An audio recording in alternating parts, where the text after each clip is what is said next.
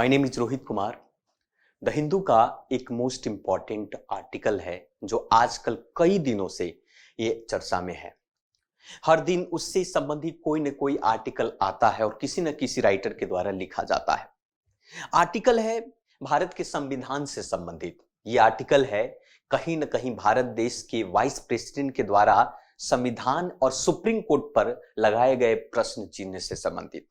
ये आर्टिकल कहीं न कहीं पार्लियामेंट के संप्रभुत्ता, संसद के संप्रभुत्ता पर प्रश्न उठाता है और बहुत सारे विद्वानों के द्वारा अपने अपने मत के अनुसार से इस आर्टिकल की व्याख्या की गई है। खास करके भारत देश के वाइस प्रेसिडेंट ने जिस प्रकार से ये कहा कि basic structure of Indian constitution, जो संविधान की आधारभूत संरचना है या फिर जो न्यायिक समीक्षा है जिसे आप जुडिशियल रिव्यू कहते हैं, ये दोनों कहीं ना कहीं पार्लियामेंट अर्थात संसद की संप्रभुत्ता को कम करता है। पार्लियामेंट की जो सोवर्निटी है उसको लिमिट करता है, रोकता है। आज भी हम चर्चा करेंगे कि हाल ही के बयानों के मुताबिक अगर देखा जाए, हमारे देश के वाइस प्रेसिडेंट और कुछ अन्य खास करके लॉ मिनिस्टर, इन लोगों ने सुप्रीम कोर्ट के कॉलेजियम पर भी प्रश्न उठाया है। तो इस आर्टिकल में हम समझेंगे कि संविधान की जो खतरे का जो चेतावनी है, राइटर ने जिस तरीके से लिखा है, एडमोनिशमेंट दैट इंडेंजर द कॉन्स्टिट्यूशन, संविधान जो है खतरे में है। हालांकि सीधा सा बात, उसकी चेतावनी दी जा रही है ना। तो समझेंगे, इसमें कहा गया है 50 वर्ष की अगर हम सुप्रीम कोर्ट की बात करें, केशवानंद भारती की केस की भी बात करें, मिनर्वा मिल के केस की बात करें, basic structure, collegium as a target की बात करें या फिर the foundations of the constitutions की बात करें, इन सभी चीजों से ये आपके सुरित एक राइटर है, एडवोकेट हैं मद्रास हाई कोर्ट के, उन्होंने इस चीजों पर लिखा है। तो इनके संदर्भ के अकॉर्डिंग हम ब्रीफ में जानने की कोशिश करेंगे कि इसमें क्या कहा गया है। प्रश्न है कि चेतावनी जो संविधान के को खतरे में डालती है, राइटर ने हेडिंग दिया है आपका, चेतावनियां जो संविधान को खतरे में डालती है। चलिए हम कहानी को ध्यान से समझेंगे। अगर आप थोड़ा सा पेशेंस आपके अंदर में है तो इस आर्टिकल को हम ध्यान से समझेंगे। थोड़ा सा वक्त आप, थोड़ा सा टाइम आप दे यहां पर। सो कॉन्स्टिट्यूशन, सबसे पहले यह कहा जाता है कि मुद्दा जो है, come April and it will a 50 years since the supreme court of India delivered its a verdict of Keshavananda Bharati बनाम आपकी स्टेट ऑफ केरला। दरअसल कहानी आप सभी को पता होगा केशवानंद भारती के केसेस के बारे में। स्टेट ऑफ केरला के खिलाफ जो है एक मठाधीश हुआ करते थे केशवानंद भारती, उन्होंने केरला स्टेट के खिलाफ उन्होंने याचिका दायर किया था और सुप्रीम कोर्ट में उस मुद्दे का 50 साल करीब करीब हो जाता है। आज अगर ले तो 73 में केशवानंद भारती का केस था, उससे आज 2023 की बात करें तो 50 साल करीब करीब हो गए उस केस को लेकर। आज केशवानंद भारती के जो केस है, वर्डिक्ट है, जिसमें एक कहा जाता है केशवानंद भारती भारत के इतिहास के, इंडियन पॉलिटी आप कह सकते हैं कि भारतीय राज्य व्यवस्था के इतिहास का एक लैंडमार्क जजमेंट के तौर पर माना जाता है। और आज वही केशवानंद भारती के केस पर एक तरीके से प्रश्न चिन्ह लगाने की बात कही जा रही कि judgment is a widely recognised as a milestone to India's history. Bharat के इतिहास में केशवानंद भारती एक मील के पत्थर साबित होता है। तो यहां पर कहा जाता है कि जो पार्लियामेंट्स के power to amend constitution was not plenary, that any change at damage the document's basic structure would be void.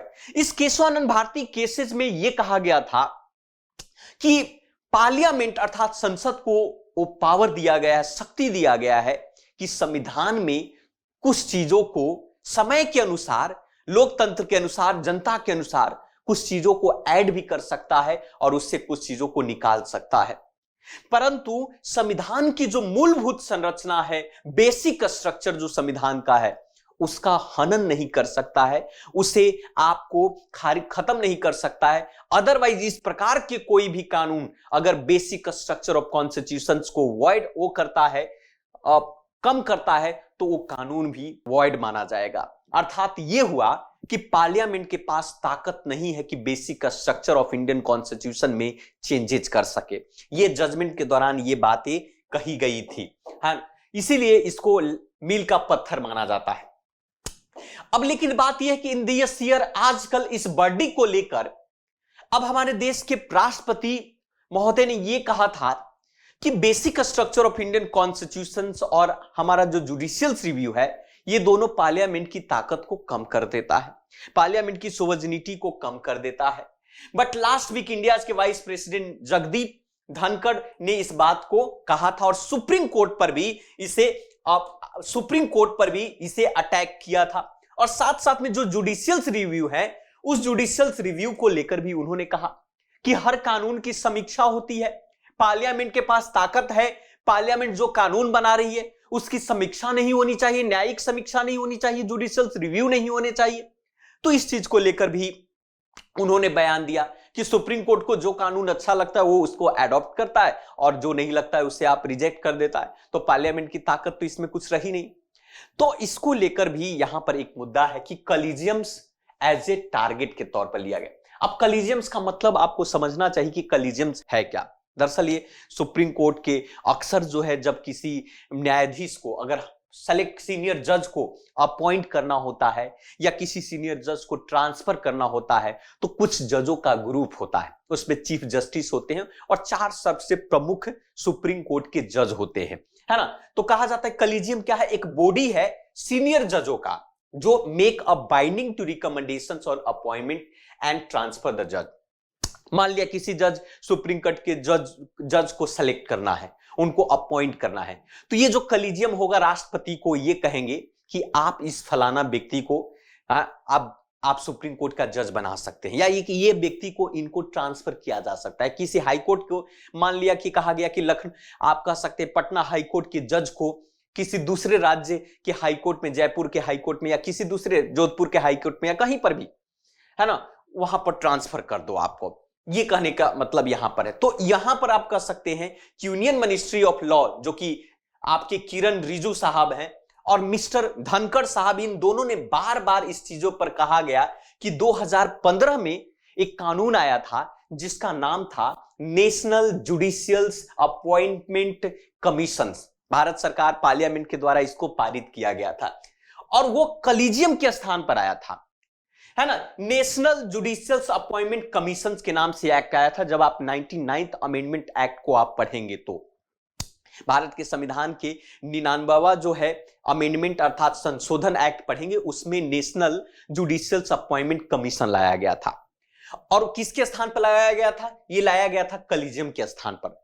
अब इसको लेकर ये मुद्दा होता है कि अब यहां पर कहा जाता है कि भाई, तो सुप्रीम कोर्ट ने, या आप कह सकते सुप्रीम कोर्ट ने साफ साफ उस कानून को रिजेक्ट कर दिया और कहा क्या कि नेशनल जुडिशियल अपॉइंटमेंट कमीशन जो है वॉइड है, क्योंकि भारत की जुडिशियल सिस्टम जो है इंडिपेंडेंट है और इंडिक्रेटेड है। अगर इसमें नेशनल जुडिशियल अपॉइंटमेंट सिस्टम के अंदर में प्रधानमंत्री भी थे, राष्ट्रपति भी थे, जज भी थे, लॉ मिनिस्टर भी था, तो कहीं ना कहीं कहा जाता है कि अपॉइंटमेंट ऑफ जज, अगर जजों की अपॉइंटमेंट के दौरान में अगर बाहर के लोग होंगे, खास करके प्रधानमंत्री होंगे, या कह सकते हैं कि राष्ट्रपति होंगे, या कह सकते हैं कि लॉ मिनिस्टर होंगे, तो जो भारत की जो जुडिशियल सिस्टम है वो स्वतंत्र नहीं रह पाएगी। तो कहीं ना कहीं जो बेसिक स्ट्रक्चर को भी यहां पर हनन करता है, क्योंकि केशवानंद भारती केस में ये कहा गया था कि भारत का जो जुडिशियल सिस्टम जो है आपका, वो भी बेसिक स्ट्रक्चर के अंदर में आता है। तो हमारा इंडिपेंडेंट होना चाहिए जुडिशियल सिस्टम। तो इसके अनुसार से नेशनल जुडिशियल अपॉइंटमेंट कमीशन जो है वो आपका वॉइड है, नल है, उसको मान्य नहीं किया जाएगा, है ना।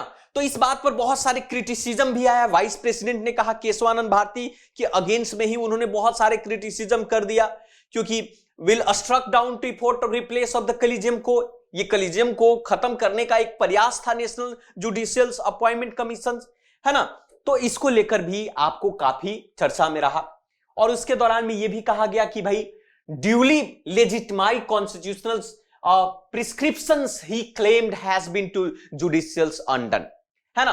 तो ये इसके अंदर में बहुत सारी चीजें हैं। यहां पर speaking on January 11th 83rd all India press, ये बात कही गई कि 83rd all India presiding officers assembling speaker, बहुत सारे जयपुर हुए, राजस्थान हुए, डिफरेंट राज्यों के जितने भी पार्लियामेंट्री कमेटी होती है संसद में, तो उसी दौरान में इन्होंने ये बात बोला था और कहा गया था कि जो unlimited ultimate power of with the legislature जो है ना उसको रोका गया है। तो मतलब ये तो अच्छी बात थी ना कि भाई पार्लियामेंट के पास जो अनलिमिटेड पावर है उस पर रोक लगाती है, और रोक लगानी भी चाहिए। उदाहरण के तौर पर इंदिरा गांधी के सरकार के दौरान में काफी कुछ बदलाव किए गए थे, है ना। उनके दौरान में तो एक और भी बातें आगे चलकर पढ़ने को मिलेगा कि भाई कहीं न कहीं कानूनी जो न्यायिक समीक्षा है उसी को खत्म करने की बात कही जा रही थी। तो धनखड़ साहब जो है then heightened to criticisms by the doubting the legitimacy of the basic structure of doctrine। तो इस बात पर करते हैं और कहते हैं यहां पर भी एक प्रश्न चीज आपको देखने को मिलेगा कि can parliament allow that it verdict will be a subject to any other authority. क्या पार्लियामेंट को इस बात को अलाउ करती है कि ये जो वर्डिक्ट होगा कोई दूसरे अथॉरिटी को दिया जाना चाहिए। तो बहुत सारे इस पर प्रश्न आपको देखने को मिला है इसमें, है ना। अब बात करते हैं फाउंडेशंस ऑफ कॉन्स्टिट्यूशन, संविधान का जो आधार है उस आधार के बारे में।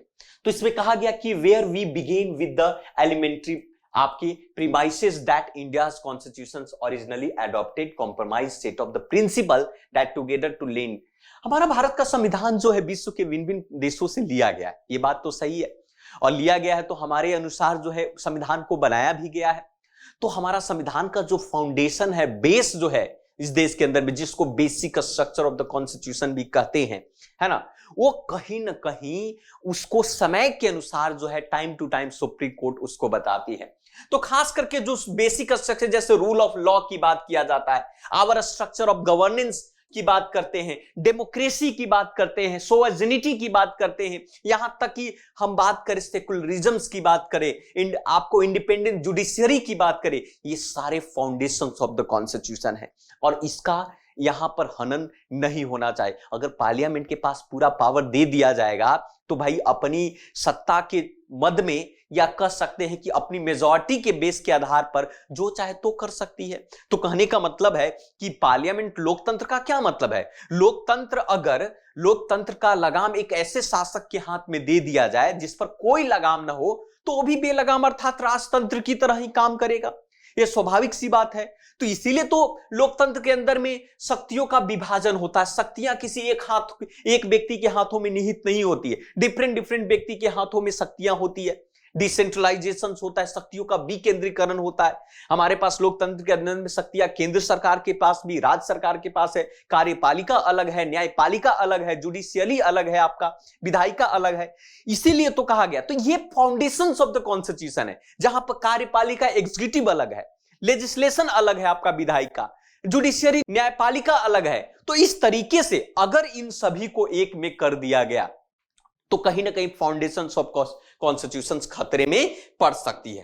तो इसलिए कहा गया, यहां पर आप चीजों को समझ सकते हैं। ये पार्लियामेंट यहां पर कहता है the power of legislature, executive, judiciary would be a separate, अलग होना चाहिए। Court would be a independent of the government, है ना। सरकार से जो कोर्ट, जो जुडिशियल सिस्टम है वो स्वतंत्र होना चाहिए। जो स्वतंत्र जब तक नहीं होगा, किसी मान लिया कि प्रधानमंत्री के सबसे करीब अगर मैं हो गया, है ना, और मुझे भी लॉ आती है और मैं भक्त हूं, आप कह सकते हैं कि भाई राष्ट्रभक्ति है, उनके प्रति हमारा सहानुभूति है, उन्होंने मुझे देश के चीफ जस्टिस ऑफ इंडिया बना दिया उन्होंने, तो सपोज दैट, तो भाई हमें तो हर वर्डिक्ट उनको सम्मान करना होगा, वहां पर भक्ति हमें दिखानी होगी। हम स्वतंत्र तो नहीं रह गए ना, स्वतंत्रता तो हमारी स्वतंत्रता तो उनके हाथ में है, वो इशारा करेंगे, हम जजमेंट करेंगे। तो यहां पर कह सकते हैं कि फाउंडेशन ऑफ कॉन्स्टिट्यूशन, जो संविधान का जो फाउंडेशन है, यहां पर हिल जाएगा। तो इसीलिए integrated and independent judiciary is also the part of foundations of the constitution, संविधान की आधारशिला है ना। यहां पर इसीलिए एब्सोल्यूट पावर को डिफाइन नहीं किया।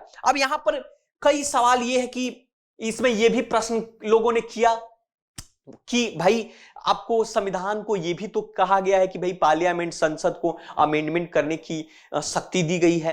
तो बहुत लोगों ने इसको डिफाइन भी किया कि अमेंडमेंट का मतलब, लोगों ने डिफाइन किया कि भाई अमेंडमेंट का मतलब यह नहीं होता है कि बेसिक स्ट्रक्चर को बदल देना। अमेंडमेंट का मतलब होता है लिटिल बिट चीजों को चेंज करना, हल्का सा। What happened when the amendment made to constitution harm the one or more this the principle or manner that of the constitution identity. आपको बदलने के लिए कहा गया, आपको चेंज करने के लिए कहा गया, आपको अमेंडमेंट करने के लिए कहा गया। आपने क्या किया कि संविधान के पूरी आइडेंटिटी को ही बदल दिया। संविधान की आइडेंटिटी क्या है? हमारा प्रियम्बल क्या कहता है? हम भारत के लोग भारत को एक संपूर्ण प्रभुत्व संपन्न समाजवादी धर्मनिरपेक्ष लोकतंत्रात्मक गणराज की बात करें, आपने लोकतंत्र को ही बदल दिया, आपने गणराज को बदल दिया, आपने यहां तक सोवर्जिनिटी अर्थात संप्रभुत्ता को बदल दिया, आपने धर्मनिरपेक्षता को बदल दिया। तो आपके अमेंडमेंट, आपकी जो ताकत है, लिमिटलेस जो पावर है, उसके माध्यम से आप संविधान की आइडेंटिटी को ही बदल देंगे। तो इस प्रकार के अमेंडमेंट की तो बात नहीं कहा गया। तो should parliament amend the constitution? Parliament को अमेंड करने की ताकत है, रिपील करने की ताकत है, परंतु अमेंडमेंट का मतलब यहां पर अलग है। कैन पार्लियामेंट थ्रू द आप अमेंडमेंट के थ्रू जो है राइट टू लाइफ जो आर्टिकल 21 के अंदर में, उसको भी आप बदल सकते हैं। अमेंडमेंट का मतलब फंडामेंटल राइट्स को एब्सोल्यूट पावर में कन्वर्ट कर सकते हैं आप, है ना। अमेंडमेंट का मतलब तो बहुत सूझ है। सो वुड बी नॉट आपका result to creations to documents government at the longer to. यहां पर यह भी कहा जाता है कि पार्लियामेंट जो है ना क्रिएशन है, parliament is a creation of constitution.